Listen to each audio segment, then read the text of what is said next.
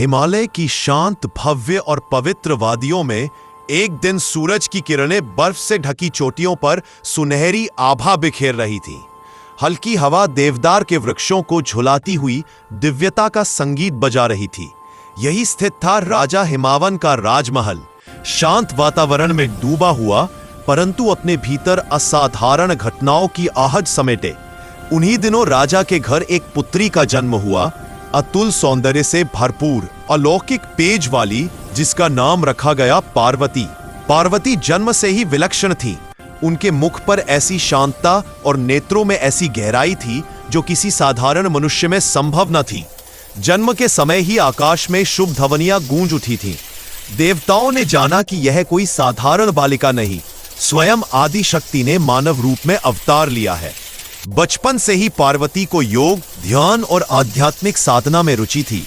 राजमहल के भव्य खेलकूद और विलासिताएं उन्हें आकर्षित नहीं करती थीं। वे अक्सर हिमालय की गुफाओं और शीतल सरिताओं के किनारे बैठकर ध्यान लगाती।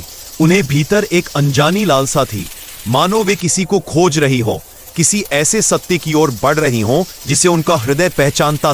भले ही मन अभी अनभिज्ञ हो। पहली झलक, शिव के दर्शन। एक दिन पार्वती अपने गुरु ऋषि नारद के साथ एक तपस्थल की ओर जा रही थीं। आगे एक शांत गुफा थी जिसके पास तप का गाढ़ा वातावरण फैला था। वहां एक योगी समाधि में लीन थे, शरीर पर भस्म, जटाओं में गंगा की धारा, गले में सर्प, आंखें बंद और स्वरूप भयंकर होते हुए भी असीम शांत। वह कोई और नहीं, स्वयं महादेव थे। पार्वती उन पर से अपनी दृष्टि हटा नहीं सकी। यह दर्शन इतना प्रबल था कि उनके भीतर कोई अव्यक्त स्मृति मानो जाग उठी। एक गहरी व्याकुलता हृदय में उतर आई। नारद ने मुस्कुराते हुए कहा, देवी, यह वही है जिनकी खोज में आपका हृदय भटकता रहा है।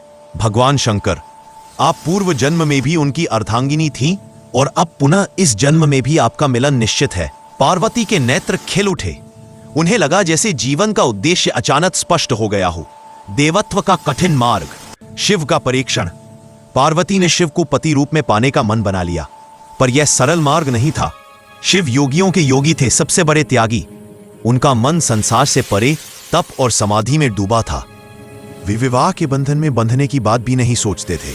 जब हिमावन और मीनावती ने शिव से पार्वती के विवाह का प्रस्ताव रखा तो शिव ने शांत भाव से उत्तर दिया, मैं विरक्त हूं, संसार के बंधनों से परे, विवाह मेरे लिए नहीं।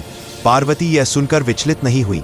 उन्होंने प्रण लिया कि वे शिव को पाने के लिए कठोर तपस्या करेंगी, ऐसी तपस्या जो स्वयं प्रकृति को भी प्रभावित कर दे। पार्वती की तपस्या, दृढ़ निश्चय, राजसी वस्त्र त्याग कर वे साध्वी वेश में वन की ओर चली गईं। हिमालय की कठोर बर्फीली वादियों में उन्होंने स्थिर होकर तप आरंभ किया। दिनों के भोजन का त्याग किया, फिर महीनों तक केवल हवा पर ही निर्भर रहीं। अनेक ऋषि उनके धैर्य से विस्मित थे। ऋषियों ने कहा, देवी, इतनी कठिन साधना भी किसी नारी ने पहले नहीं की। यह तो असंभव को भी संभव बनाने वाला तप। पार्वती मुस्कुरा देती, महादेव को पाना कठिन है तो मेरा प्रयास भी कठिन होना चाहिए। उनकी तपस्या और मन की पवित्रता ने तीनों लोकों को कंपा दिया।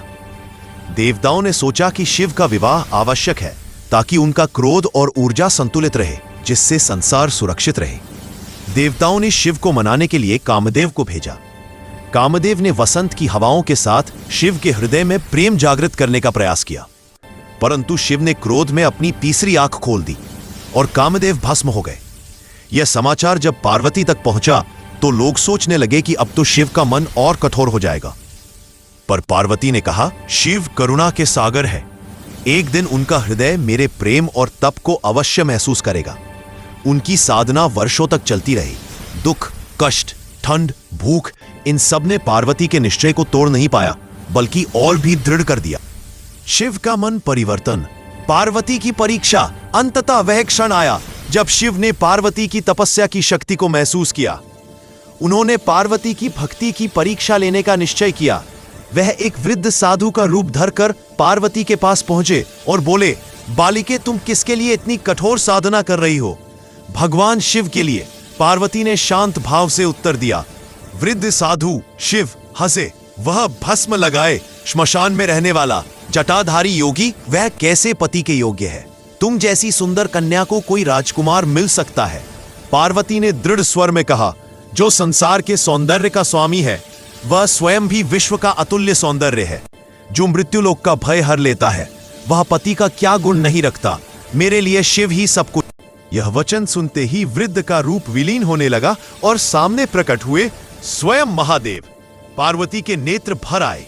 शिव ने कहा, देवी, तुम्हारी भक्ति, तुम्हारा तप, तुम्हारी श्रद्धा, इन सब ने मुझे जीत लिया। मैंने तुम्हारा प्रेम स्वीकार किया। विवाह की दिव्यता। जब विवाह की तिथि निकट आई, तब देवता, ऋषि, सिद्ध, गंधर्व और समस्त प्राणी आनंदित हो उठे। कैलाश से लेकर पृथ्वी तक उत्सव के स्वर गूंजने लगे। विवाह का दृश्य अद्भुत था। शिव बारात में अपने गणों के साथ आए। भूत, प्रेत, पिशाच, योगी, सिद्ध, एक अनोखी बारात। शुरुआत में हिमावन और लोगों को आश्चर्य हुआ, परंतु क्षण भर में देवताओं ने सौंदर्य का मोहक दृश्य रचा और सब कुछ दिव्य हो गया। पार्वती आठों दिशाओं से आने वाले प्रकाश में खड़ी थी। उनकी शोभा देखकर देवी देवता भी मुग्ध हो उठे। नारद मुनि ने मंगल गीत गाए और स्वयं ब्रह्मा ने विवाह मंत्र पढ़े। शिव ने पार्वती का हाथ पकड़कर कहा, तुम मेरी अर्धांगिनी हो, शक्ति रूपा, सृष्टि का आधार। जब तुम साथ हो तभी मैं संहार कर सकता हूं, क्योंकि तुम्हारी कृपा के बिना मैं पूर्ण नहीं। पार्वती मुस्कुराई, और जब तुम साथ हो तभी मेरे भीतर की शक्ति सही दिशा पाती है। दोनों का विवाह सिर्फ शरीरों का नहीं था, यह ऊर्जा और चेतना का मिलन था। गृहस्थ जीवन, शिव और शक्ति का संतुलन। विवाह के बाद कैलाश पर्वत उनका निवास बना। कैलाश सिर्फ एक पर्वत नहीं, बल्कि आध्यात्मिक ऊर्जा का केंद्र। शिव तप में लीन रहते तो पार्वती संसार की पालन की प्रेरणा बनती। शिव भस्म धारण करते तो पार्वती सौंदर्य की मूर्ति बनकर उन्हें संतुलन देती। दोनों का प्रेम गहरा, शांत और दिव्य था। वे एक दूसरे के पूरक थे। शिव बिना शक्ति के शून्य और शक्ति बिना शिव के अपूर्ण। पार्वती ने शिव से अनेक ज्ञान प्राप्त किए, योग का रहस्य, काल का तत्व, आत्मा और ब्रह्म का भेद।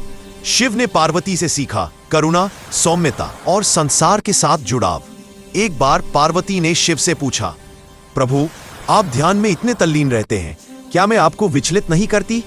शिव ने मुस्कुराकर उत्तर दिया, देवी, आप ही मेरी साधना की पूर्णता हैं। ध्यान मुझे निर्वाण देता है और आप मुझे प्रेम देती है। दोनों की आवश्यकता है। गणेश और कार्तिकेय, परिवार का विस्तार। समय बीता, पार्वती मां बनने की इच्छा से भर उठी। शिव ने उनका साथ दिया और शीघ्र ही जन्म हुआ कार्तिकेय का, युद्ध के देवता, वीरता और बुद्धि के प्रतीक। बाद में पार्वती ने अपने शरीर की मृत्तिका से गणेश को उत्पन्न किया और यह एक अद्वितीय प्रसंग बन पड़ा, जिसने भविष्य में गणेश को विघ्नहर्ता का रूप दिया। कैलाश परिवार एक संपूर्ण प्रेम से भरा हुआ दैवीय परिवार बन गया। विश्व के लिए संदेश, शिव और पार्वती का ज्ञान। एक दिन पार्वती ने शिव से कहा, प्रभु, संसार दुखों से भरा है। लोग मोह में उलझे हैं, भय में जीते हैं। उन्हें मार्ग कौन दिखाए? शिव बोले, जो अपने भीतर की शक्ति पहचान ले, वही संसार को रोशन कर सकता है।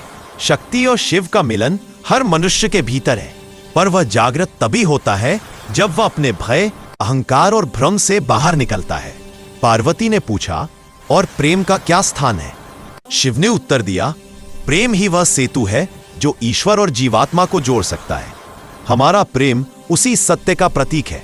जग में सबसे बड़ी शक्ति प्रेम ही है, समर्पण की पराकाष्ठा। अंतिम संदेश, कई वर्षों बाद भी शिव और पार्वती का प्रेम वैसा ही रहा, निर्मल, अटूट, शाश्वत। उनकी कथा संसार को यह सिखाती रही कि समर्पण से असंभव भी संभव हो जाता है। तप, एकाग्रता और श्रद्धा किसी भी लक्ष्य को प्राप्त करने की शक्ति रखती है। स्त्री और पुरुष ऊर्जा तभी पूर्ण है जब वे एक दूसरे के पूरक बने। पवित्र प्रेम संपूर्ण सृष्टि को बदल सकता है।